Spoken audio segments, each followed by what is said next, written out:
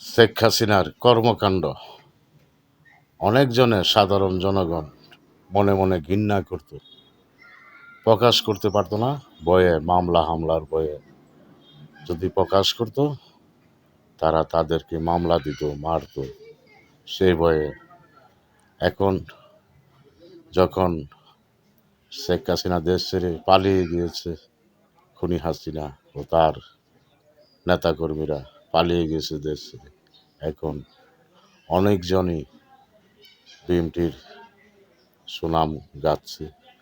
ওরা তো জানে না, যারা 17-18 বছর 20 বছর বয়স, বিএনপি কেমন, আওয়ামী লীগ কিরম, শেখ মুজিব কিরম ছিল, জিয়াউর রহমান কেমন ছিল, খালেদা জিয়া কেমন ছিল, তারা তো আর জানতো না তাদের আচরণ কেমন ছিল।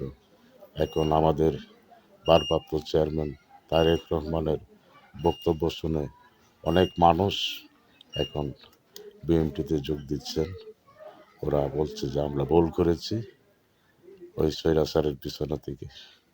এখন তারা বলছে যে আমরা এখন ভালো ভালো লোক চাই রাষ্ট্রে, নির্বাচিত সরকার তারেক রহমানকে চাই।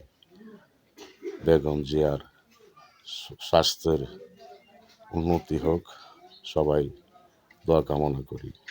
আসসালামু আলাইকুম।